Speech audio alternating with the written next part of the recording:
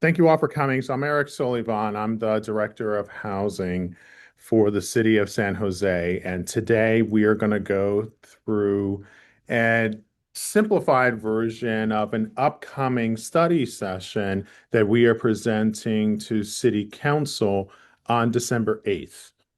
The focus of the study session is on the cost of development for both market residential and affordable residential properties. And so, with me today, who's going to be co-presenting this work is Jason Moody from EPS, our consultant who helped put together this analysis on the market rate side, and then Nicole Graham, who's the CEO of CSG Advisors, who helped put together our analysis around the affordable housing side. And so they will be providing and getting into detail, and I will open up this presentation to begin laying some context for the charge behind this study session from council, how this has been administered and discussed in previous years. And then three, the path of approach for addressing the challenges to the cost of development going forward. And then both Jason, followed by Nicole, will go through slides. What is presented in today's presentation is going to be a shortened version of the entire study that'll be brought forth to council on December 8th. That session is scheduled to run between 9:30 a.m. and 12 p.m. So we have a significant longer time than what is being afforded to us today. So today we will get sort of the brief edition of that and then open it up towards the end here for questions and answers. And so let's begin with the presentation with that introduction.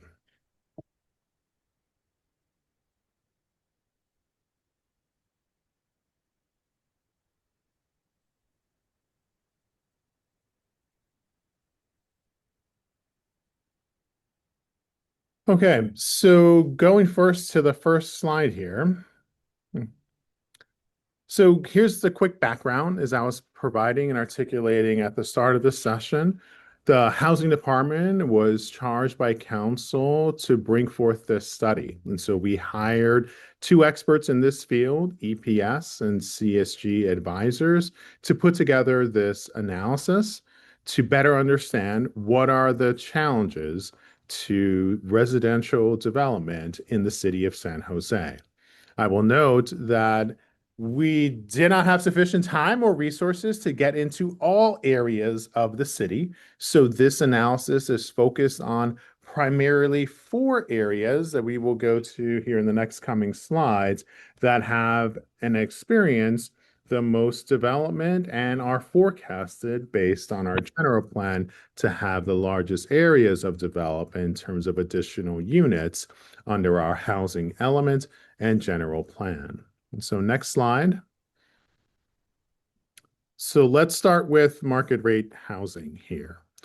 So it's quick context. So next slide.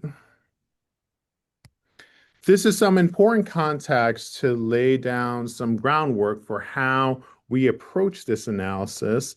And Jason and his team at EPS will get into some more details, but I want to lay down the foundation for this. So for the market rate development, we looked at both private and publicly available data.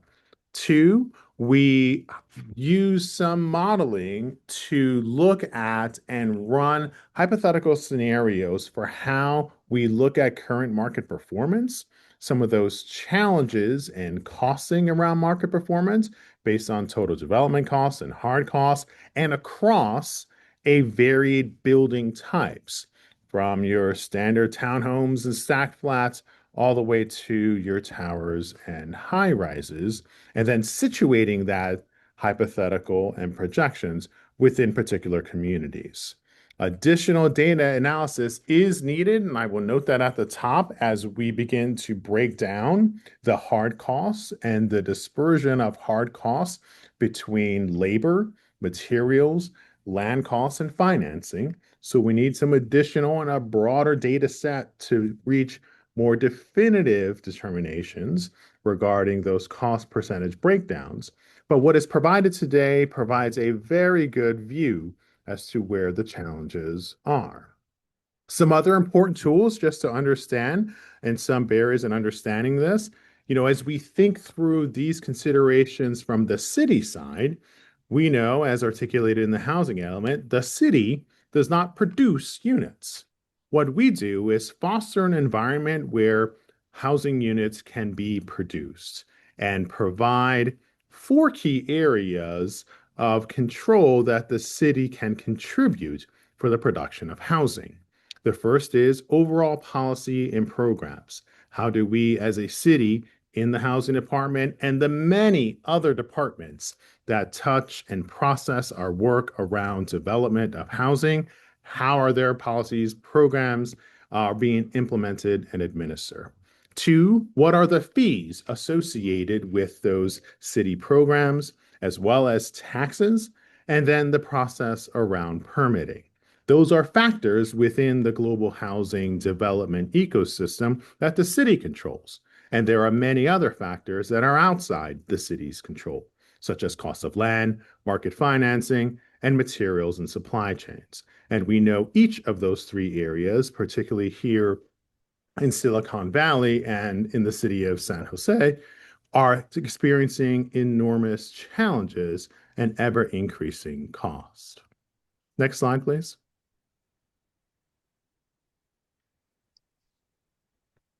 So the scope and the charge that we gave to EPS was to evaluate all of the feasibility based on the public and private data that was accessible, to look at a broad range of residential types, and they will get into the details here soon, and to come up with sort of generic scenarios grounded in the data that show what potential challenges projecting forward will be experienced for development within San Jose in the targeted areas.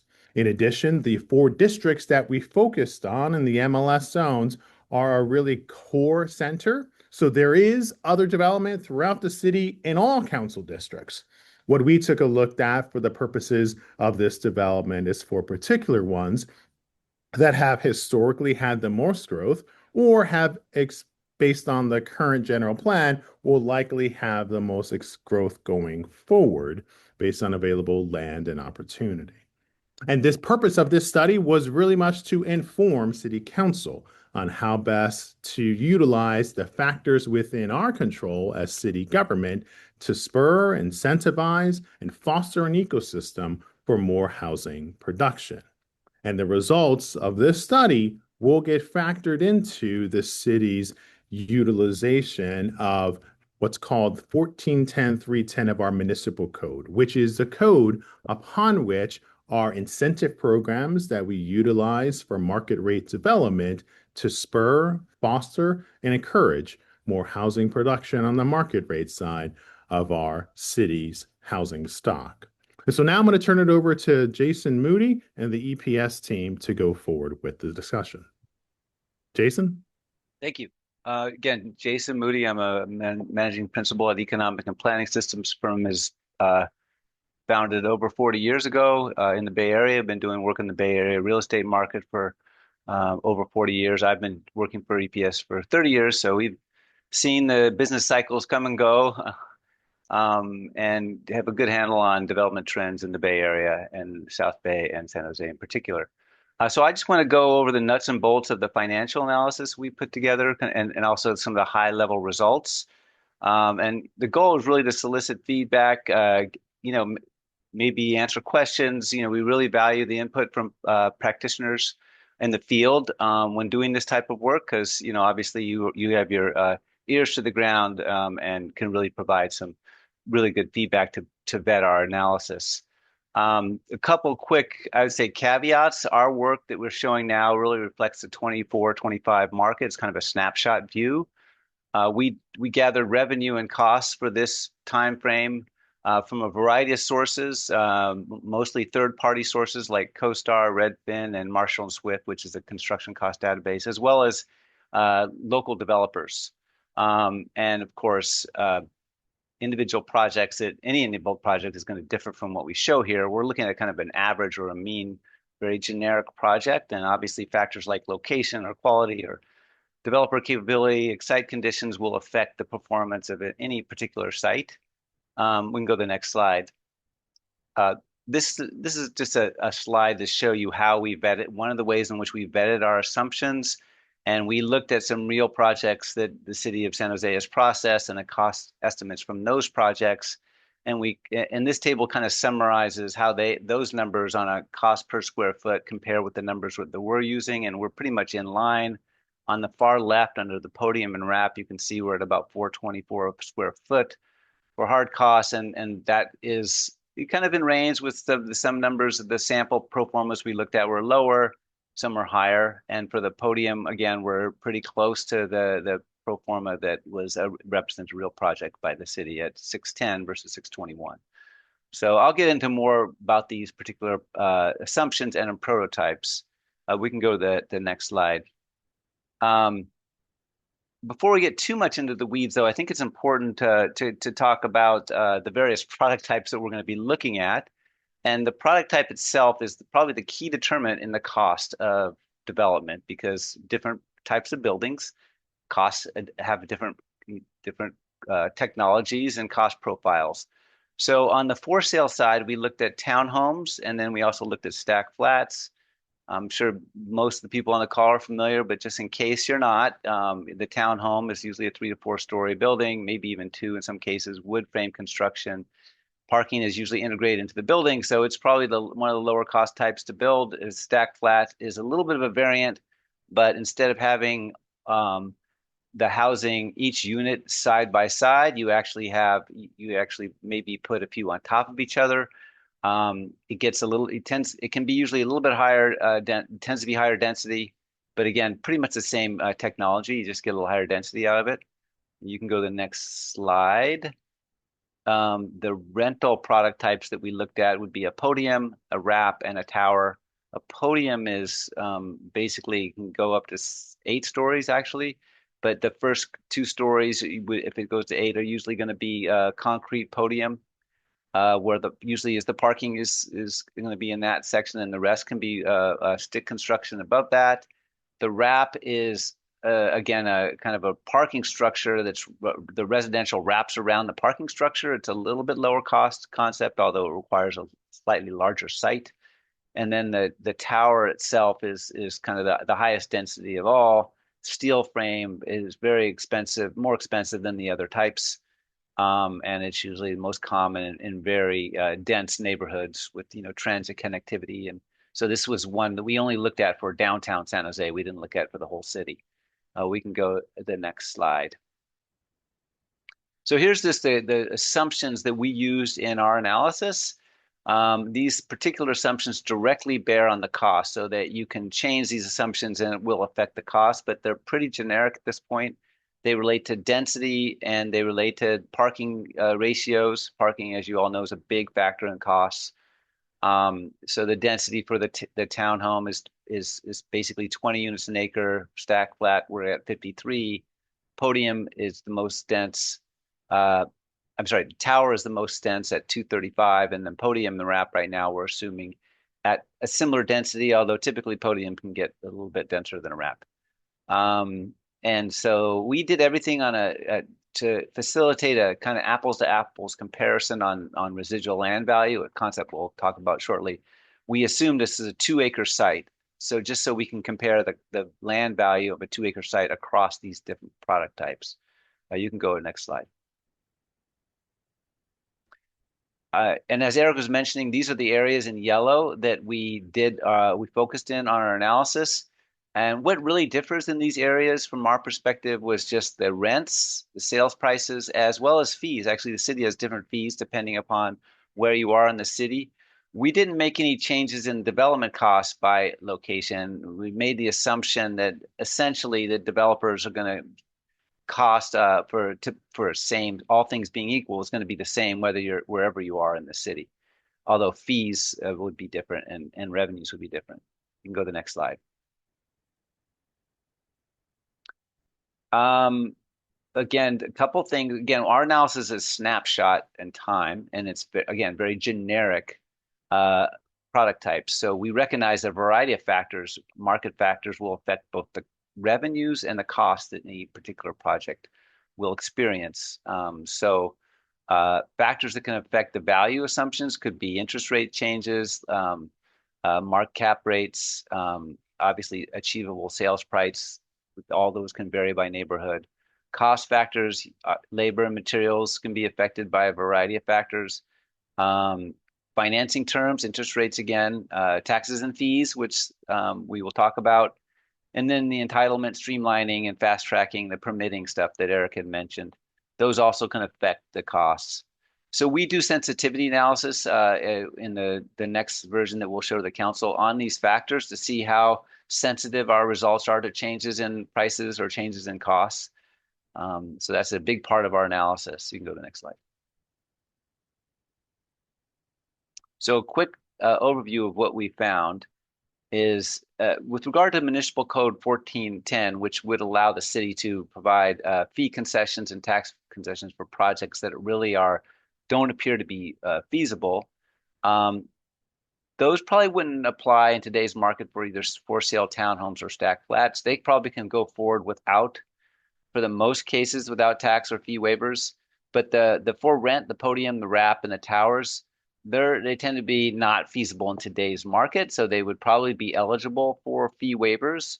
And I think that in a few limited, in some cases, the fee waivers might be able to tip the scales for some of these projects in today's market because the fees, and they can add up as we'll get into that. Um, Maybe for a wrap and for the podium. For a tower in today's market, I don't think that would. The fee waivers are probably not going to tip the scales. You're going to need a much more improvement in market conditions before those become feasible. And so down the road, maybe those changes in fees or fee waivers could tip the scales, but probably wouldn't be enough to incentivize a tower development. But it could, in some cases, um, allow for a wrap or a podium to go forward.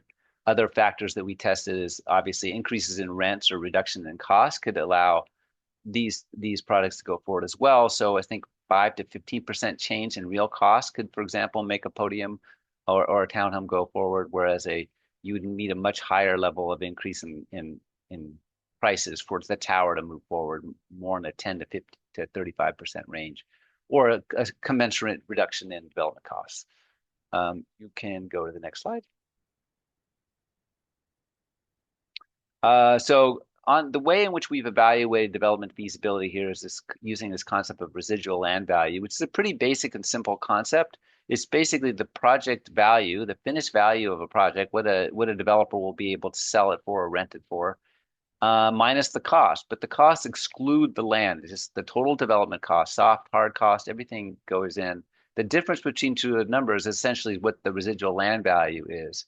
And it's a really good measure that's used in the real estate industry as a kind of a benchmark. Obviously, individual developers have other tools that they use to test feasibility, and they may have already acquired the land or have a really low land basis. And so they're not really looking at the residual land value per se, but this allows us to make comparisons across projects. And it's a really good kind of a benchmark number that allows us to do apples to apples comparisons. Um, so we will be referring to residual land value concept throughout the analysis. You can go to the next slide. Next slide, please. Here are the hard cost assumptions, and this is where we're really looking for input and questions or thoughts that you might have. So obviously the hard costs differ for the rental byproduct type. For across the board, we're making a very generic assumption about site improvement costs.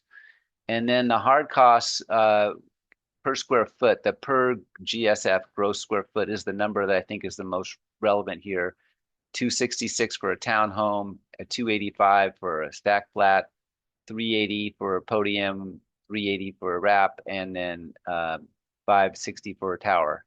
Now, the real reason that podium and wrap, they're the same hard cost, but that they also have different, they can have different parking costs. Parking costs are also a big factor across the board.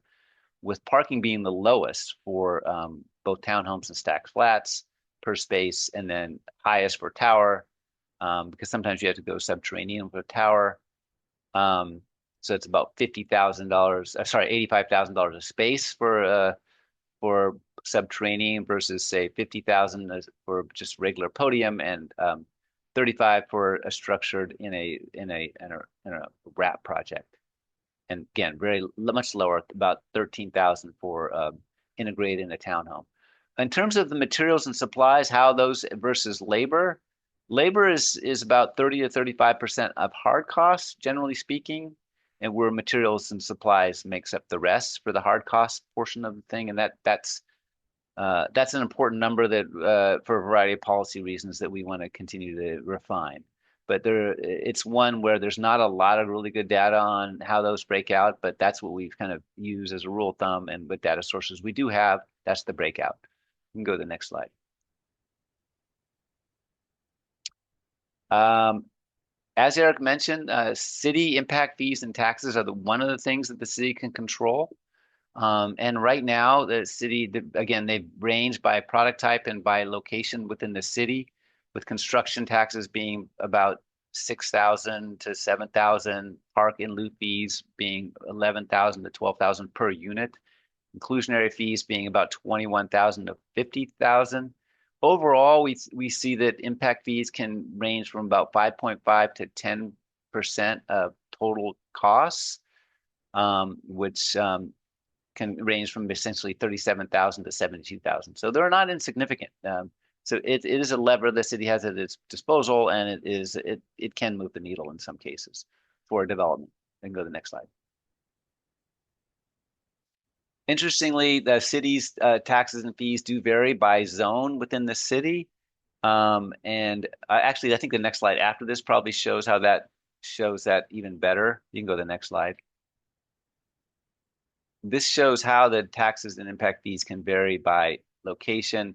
As you can see, the central district probably has the highest fees and taxes overall, and then followed by the west. And the we only looked at a tower for the downtown. Taxes and fees are pretty high downtown as well. But that's the main product type we looked at. In terms of another interesting factors is that for the most part, the taxes and fees are higher for the lower density product types, such as stack flats and townhomes, and currently tend to be lower for like the for rent product types like the podium or the tower or the wrap. So that's how they break out by location and by product type, the fees in the city. You can go to the next slide. This is another a very important part of the equation, which is soft costs.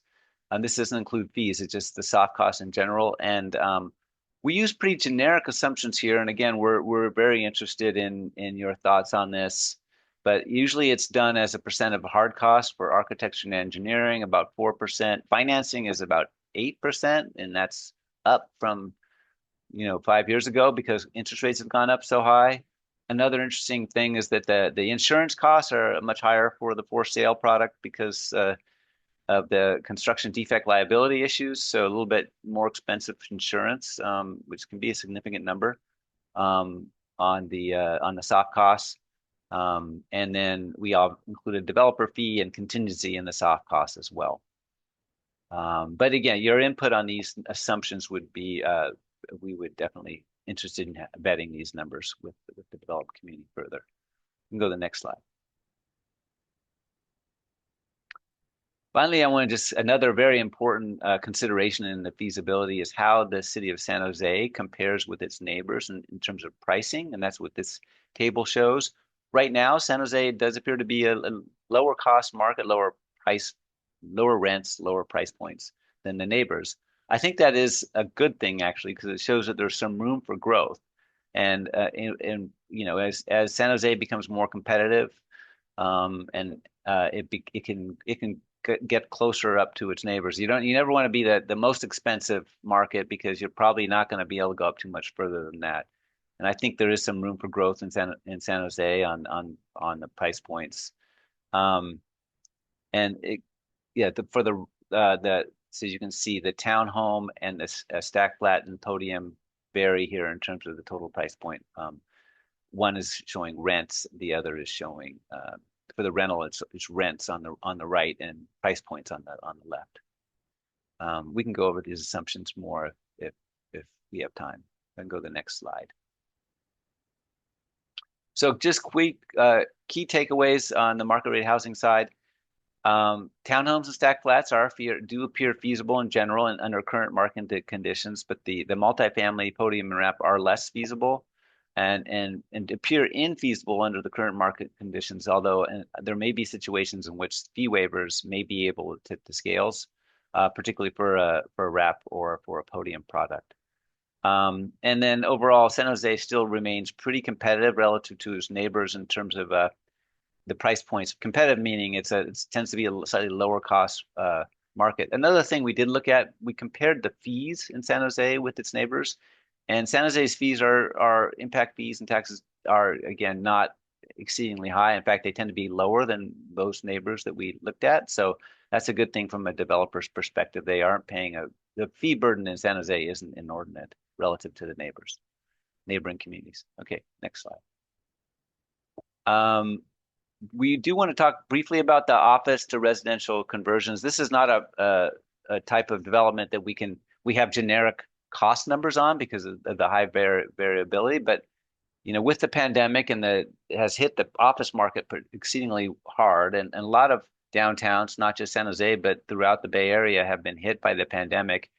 And the idea of converting kind of vacant, underutilized office to residential has been thrown around a lot as kind of a win-win where you can actually provide housing and at the same time help revitalize downtown cores or commercial districts. So it's something there's a lot of interest in. So we did spend a little time looking at the factors that would affect the feasibility of an office to residential conversion. We can go really quickly through this. I don't want to take up too much more time. We get time. Go to the next slide. The typical factors that will affect whether or not this type of conversion is feasible is the building attributes, market and financial factors, and the local regulatory framework. These are the three things that we look at. You can go to the next slide. Next slide, please. Physical determinants. Yeah, you can either one. This one's fine. The key things here would be the depth of the floor plate, the window access, the spacing of columns, parking ratios, how much parking is in the building, and all these kind of oftentimes relate to how old the building is. We can go to the next slide.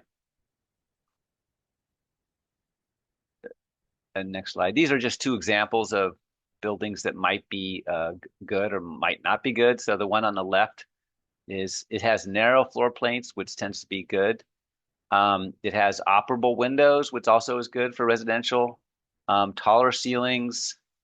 It has a pretty good, strong street presence. It's a nice looking building. The one on the right, probably not as good because of the deeper floor plates. And this kind of curtain wall facade is kind of very hard to modify to make the windows operable for ventilation. This is what most residential, tenants would look for.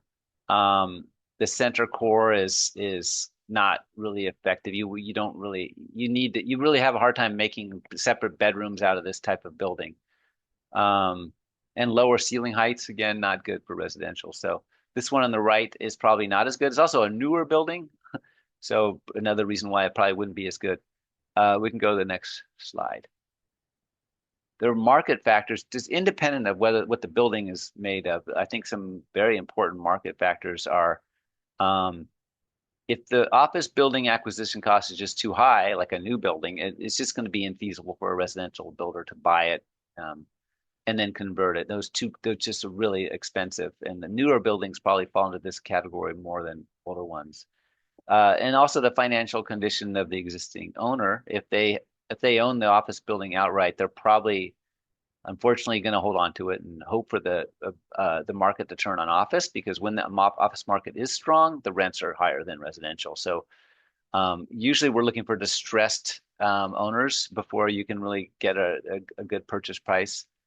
And part of that, another issue is just that this is kind of a little bit of a new phenomena, office to residential conversion. The financial community hasn't really got their hands around it, so there's some risk that they build into the financing terms. So that's another factor that affects the feasibility. And then the submarket obviously matters. You want to be in a location that is appealing as a residential neighborhood, and has other amenities that would appeal to residents. Not all office markets fit this description. So these are the key factors. One more slide. The key takeaways about an office conversions, and I do think it represents a real opportunity in San Jose for a limited number of buildings. But it's really hard to make broad conclusions about the feasibility, because of the high variation and the circumstances that each building will face. But for those that are on the edge, targeted policy interventions can make a difference, and maybe will tip the scale, so to speak, move the needle and make an office conversion feasible. I do think it's valuable for the city of San Jose to kind of take a look at what buildings might be well positioned for this, and maybe do some additional analysis about how many new housing units, under a best case or a medium case scenario, might be created through a more intentional office to conversion policy. So those are my slides, and I think we're going to move to Nicole now. Next slide. Yes.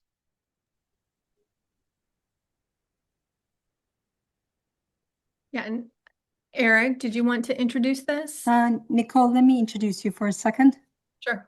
Okay, I just was trying to get my camera going here. Okay, so we're going to move to the affordable housing side, and this study was conducted by CSG Advisors, and Nicole Graham is here to present this section of the study. Let's move to the next slide, Chelsea.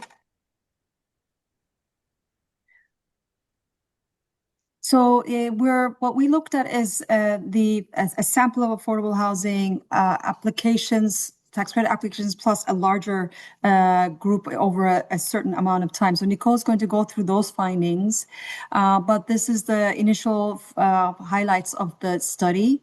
And what the study was showing us was that the San Jose's affordable housing costs are consistent with Bay Area norms, and the smaller average units are driving higher costs per net square foot, not higher underlying construction costs. So we're going to be seeing that in the further slides, and the per unit costs reflect the scale efficiencies and our fee policies. And we represent a significant share of the affordable housing proposals proposed and built throughout the Bay Area. Next slide. So the data that we sourced were developments during tax credit application. So it doesn't reflect what the cost was at financing closing, which happens, within 12 months later. And then it also doesn't reflect costs at project completion when the construction is done. The tax credit application budgets can vary from the actual debt costs because of that. So around 10% variance is what we saw. And the San Jose, because of the county's Measure A policy, ended up with a lot more smaller units at a higher per square footage. Next slide. And I think this is Nicole's. Chelsea? Okay, Yeah. great. Thanks very much, Banu. Hi, everyone. Let me just introduce myself. I'm Nicole Graham, co-CEO of CSG Advisors. We are a municipal advisory firm that's been operating out of our home base in San Francisco since 1978. And we specialize in affordable multifamily housing. We advise public agencies such as the City of San Jose on a range of development feasibility, capital planning, and a lot of structuring of affordable housing transactions. So that's our general background. And of course, I've been working on this cost of development study, focusing on the affordable housing component. As Banu mentioned, our data was pulled from tax credit applications. So essentially, we were asked to update findings of the city's 2023 cost study, which also used the same data set, but a bit narrower, sort of fewer fewer project examples. So our current study has a larger data set, but it does still rely on the low-income housing tax credit applications, which are submitted to the state several months prior to the start of construction, as Banu mentioned. So the good part of that is it provides a consistent data source. And by virtue of the sample size gives us, sort of a complete and current snapshot, more so than the city has had thus far. But of course, it is data at application. So that means we're not looking at the final budget, even at the time of construction start, and we're not looking at the actual costs once construction is complete. So what's in the actual data set? So across California, we reviewed 194 new affordable housing project applications. About 10% of those were here in San Jose. And we can go to the next slide. Each project budget breaks out hard costs, soft costs, financing, reserves, and developer fees, allowing us to see where San Jose stands on each of those components relative to other Bay Area counties. And we also compared to Sacramento, Los Angeles, and San Diego. We also looked at funding sources and unit sizes and square footage and development composition and project types and a lot of other sort of cross categories within the data. And we can go to the next slide. A couple of notes on our methodology. We included projects from 2023 and 2024 in addition to current 2025 applications. So we adjusted all costs to $2025 to try to get a more current basis for numbers as we're comparing across. We also excluded land acquisition from our totals, primarily because those costs can be treated very differently from project to project. So, for example, many projects might include just a nominal value for land if the project is owned or controlled by a public agency. We see that a lot, for example, to make the most of the private activity bond allocations, which have to be calculated on land value. So by pulling that piece out, it does actually help the project in the application process and financing process. And excluding the land acquisition costs also did make our approach more in line with the methodology used for the market rate analysis prepared by EPS. Finally, the application data may not include all additional costs triggered by city funding contributions. So another thing to keep in mind. And then we can go to the next slide.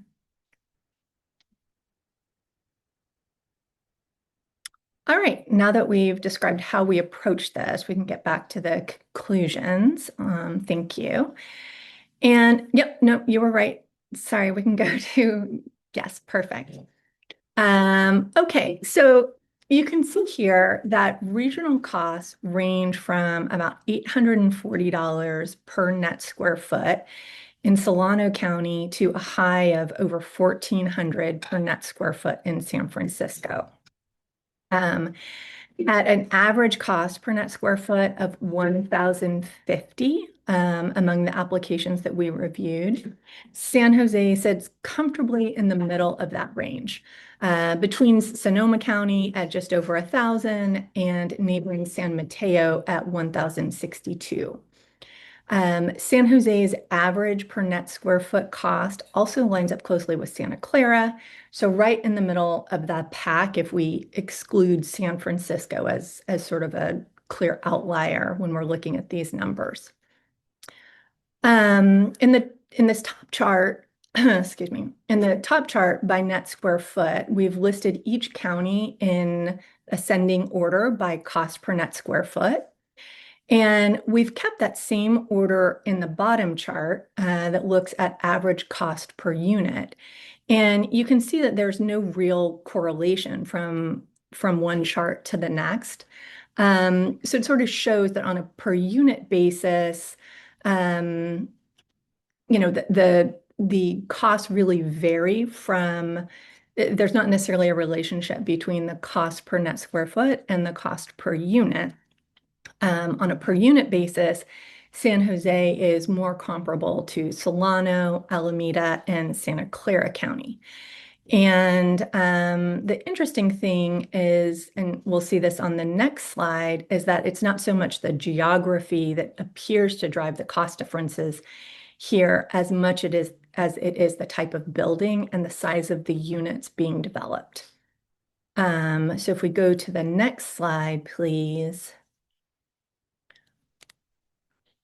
So great, thank you. So here we've taken the same chart from the prior slide on average cost per net square foot and overlaid that with the average net square feet per unit by jurisdiction. And so we can see here that the cost per net square foot aligns almost perfectly, really, with the average net square feet per unit by jurisdiction.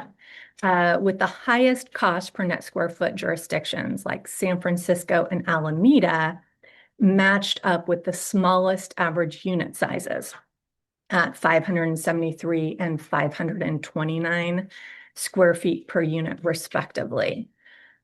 Similarly, the lowest cost per net square feet, 839 in Solano and 976 in Contra Costa County, are associated with the highest average unit sizes. So really what we're seeing is that the product types they're comprised of smaller units are naturally pushing up the cost per net square foot. And since this is the developer forum, you all may understand that. But generally, we think about it this way, which is that the kitchens and bathrooms, which are tend to be the most expensive components to build within a unit, are going to cost the same, whether the unit is 500 square foot or 1,000 square feet. So these higher cost components end up representing a much larger share of total costs in smaller units than for larger units. And as Banu mentioned earlier, because Measure A funds are often paired with permanent supportive housing and other product types comprised of predominantly studio and one-bedroom units, the city ends up having a higher share of those smaller unit types than other jurisdictions. So that makes the per square foot cost in San Jose essentially higher than it would otherwise be, and also drives the per unit cost lower than it would otherwise be if the composition of units and product types were different. And this is also something that we've seen as a difference from the prior study. We can go to the next slide. Okay. Here we can see more about the unit composition and project types. Again, the average unit sizes in San Jose are smaller, and here we see why, right? So about 2/3 of all San Jose's affordable units are studios or one bedrooms, compared with just 55% of units looking at the Bay Area as a whole. And also San Jose developments are on average comprised of more units than those in other jurisdictions. This was just something that we had observed in the project application. So an average of 173 units per development in the city, compared with an average of 112 units per development across the Bay Area. Again, part of that is likely due to the smaller unit sizes, where you can fit more units into a similarly sized building. And that takes us through the affordable slides. Banu, did you want to do the wrap up there? Yes. Okay. Thank you, Nicole. So, I mean, we went through this in the beginning. Cost of affordable housing development in San Jose is close to what the other Bay Area counties are, and there's a high cost per net square foot because of the smaller average unit size in the samples that we looked at. And we represent at least around 42% of the affordable housing developments planned in the Bay Area. So that concludes the affordable housing study side. We will now try to take some questions and feedback from you all. And we're trying to figure out the technical side of that. Let's see.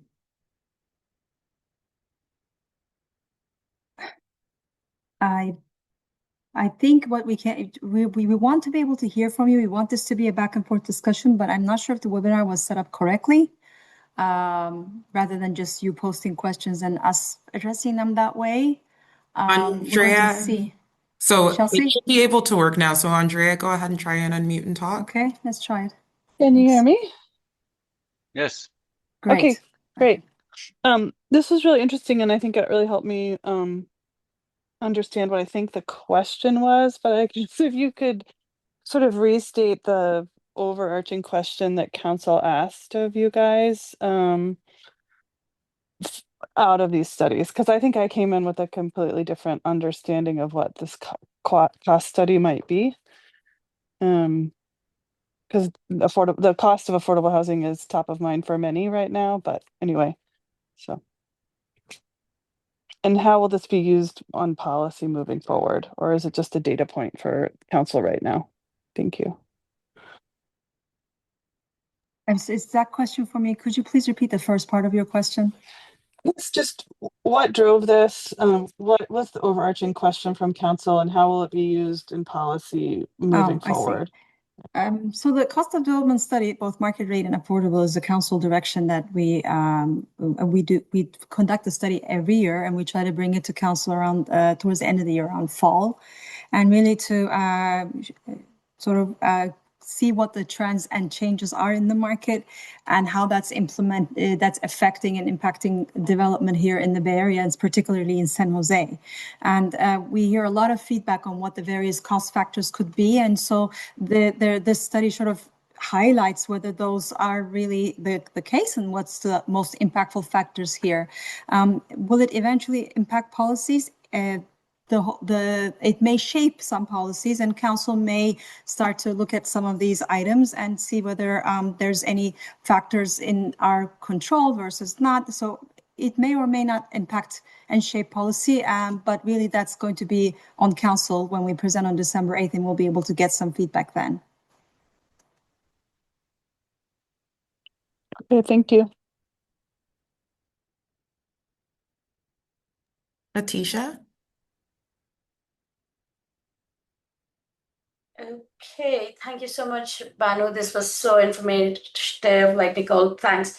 My question is in your assessment, where was the impact fee, correct? Like a lot of jurisdictions are charging your impact fee by unit. That makes producing smaller units so much more expensive. And I'm personally a middle missing housing advocate, like really trying to kind of create smaller housing units. And so like how do you like where does the impact fee fit into all of this math, and like what recommendations would you make so that some of the smaller units, because we need a lot more smaller units, can be more feasible? Well, I think Nicole, maybe you can talk a little bit about the study around if I think around the impact fees. Did you have any comments on that? I think EPS may gather more information on the impact fees. Yeah, And go ahead, Jason. yeah, we did a fee comparison and we looked at the fees in the various districts. And Brian, who's on the call, I think many of the fees in San Jose are on a per square foot basis, all right? Is that right, Brian? Yeah, that's right. We have a slide that breaks it down. I went through that slide very quickly. If we want to go back to that slide, we can, but we did gather impact fees for San Jose and all the various communities. State law requires now that that new fees be charged on a per square foot basis rather than on a per unit basis.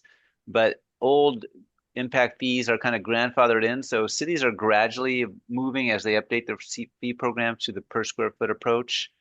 But not all fees have quite got there yet. But I think most of the city's fees in San Jose are now being charged on a per square foot basis, with maybe a few exceptions. But we can actually, if we really want to know, we can look. There is a table that I went through really quickly that showed all the fees that San Jose charges and the fee rates. We converted it to a per unit just based on an average unit size, just for again an apples to apples comparison. But I think most of the fees are already charged on per square foot Is it basis. this one, Jason, referring Um, to? this one, this is it. So yeah, inclusion areas per square foot. It looks like the park is still per unit. So that is and then the school is per square foot. So yeah, the park is still a per unit fee. So the inclusionary isn't. Then it looks like the construction taxes are also still per unit. So yeah, you make a good point that some of San Jose's fees are still based on a per unit amount rather than a per square foot amount.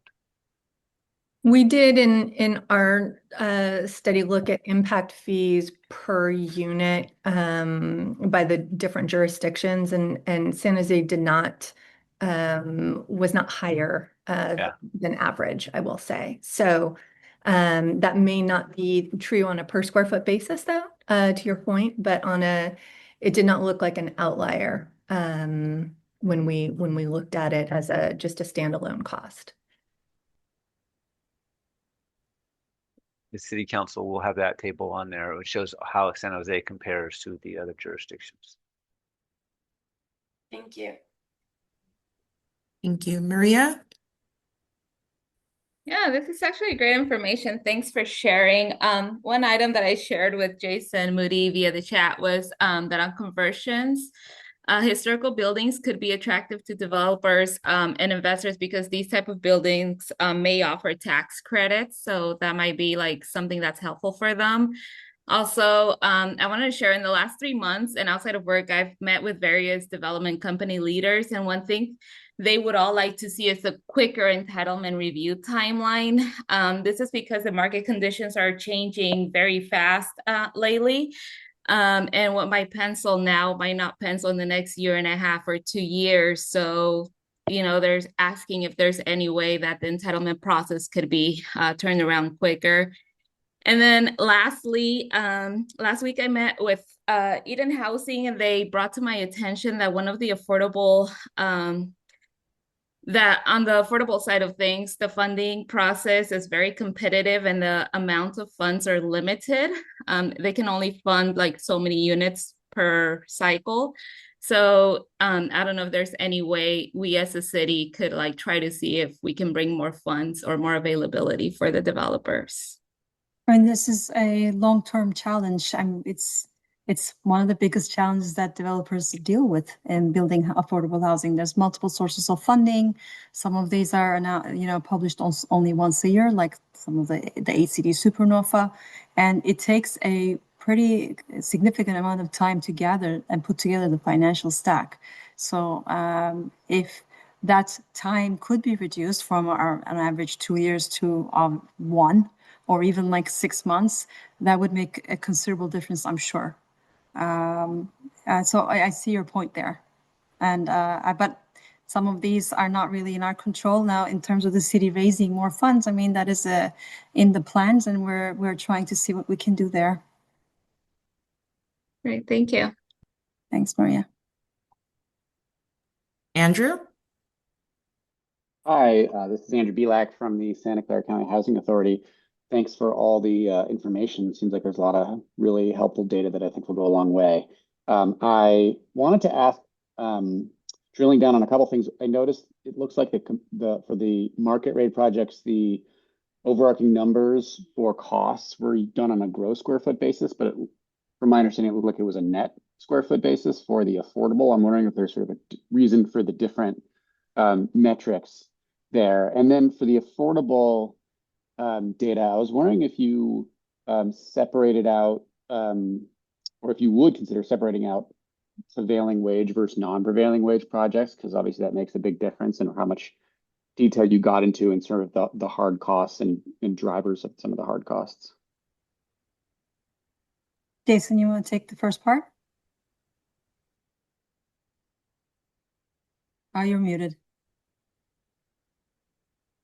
Yeah, for development costs, we tend to look at gross square feet, but then for revenues, we look at the net square feet. But yeah, just because particularly on the market rate, you got to build the whole building. You can't just build the net building. But I think that, and I'll let Nicole respond to the rationale for using net per square foot on the affordable. Yeah, I mean, on the affordable, we did want to, we have the gross square feet. I think the net square foot analysis better helps tell the story about how it's tied to the product type with the smaller unit. So I think that gets a bit lost if we're looking at the gross. It's easy enough to calculate. So, I don't have a problem with adding that as some sort of comparison if folks want to see that. And on the prevailing wage, I don't think we have, I don't think our data set says whether the project is prevailing wage or not. That's right. So, we can make some assumptions, but I don't think it would be necessarily right in all cases. So over the number of projects that we're looking at, I don't see that would work. I mean, when you look at the performance that are available, they're not necessarily breaking that down.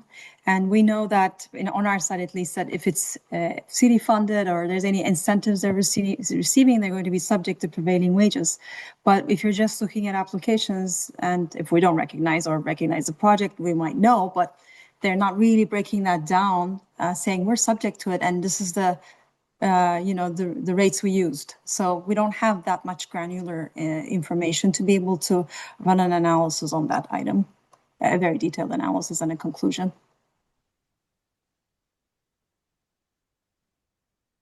It's definitely an important factor, though. So I, definitely Absolutely, recognize the value of that. And, it might be a topic that's going to come up on council. We'll see. Yeah, I hear that. Thank you for the response. I think the only thing I wanted to add on the net square foot or the gross square foot piece is I think if when I first look at those costs of the market rates versus affordable and you see them sort of follow each other, it looks like on a net square foot basis, the affordable is so much more expensive. But I know in reality it's actually more nuanced than that because they're using different metrics. But I understand why like the different metrics are being used, but I think it's maybe important to sort of contextualize that when talking about the two subsequently. And on the prevailing wage, I hear there's no sort of automatic sign that is being used, but I also, depending upon how deep and how many assumptions you want to go on this, I think you could generally assume that any project receiving public funds outside of, outside of the tax credits would be triggering prevailing wage, whereas any project that's not would not be using prevailing wage. Yeah, I mean, it's a reasonable proxy. I agree. I don't know that I think we'd want to get the city's direction on that. And Andrew, we did a small study, but it's not conclusive enough. The data set is not large enough to make a conclusion on its impact. I mean, we would maybe looked at 4 or 5 projects that were city funded and what the prevailing wages impact was.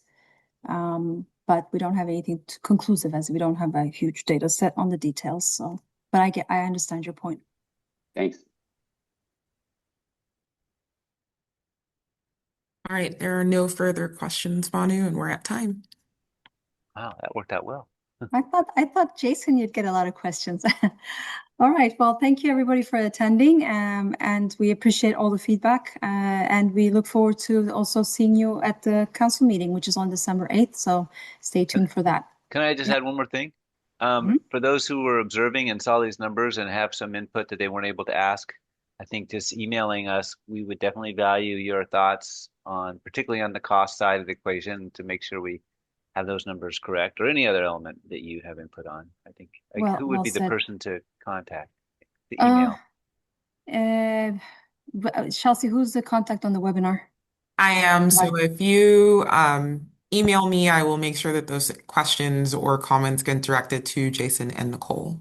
Great. And then Curtis has his hand up before we end the call. Let's see if we can unmute and hear him. Curtis Wood. Hello, can you hear me? Yeah. Yes, we can hear you. Yeah, I just want to last note, Jason, you had mentioned to reach out just before I jump off. I oversaw the development for the Fay in San Jose, the latest multifamily high rise down there on South First and Reed. I do have a couple comments on some of the costs for market rate. Towers. We did that full building hard costs for about $480 a square foot net, or sorry, gross. So I think that slide had 560. I don't remember what that slide had, but I think I could probably give a couple.